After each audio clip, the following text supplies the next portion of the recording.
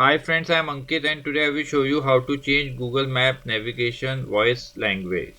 Friends, if you want to change the language of navigation voice in Google Map, then you simply need to press on Google account icon.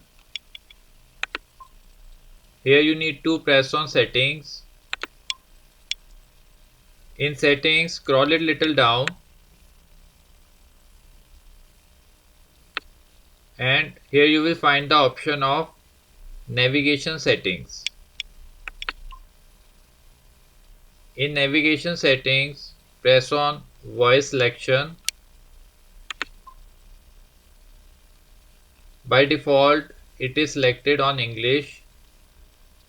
You can change it to any language as you require. I just go with Hindi. Now after selecting language,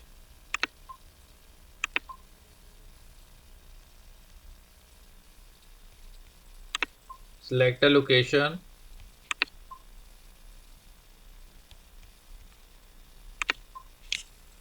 उत्तर की ओर बढ़ें।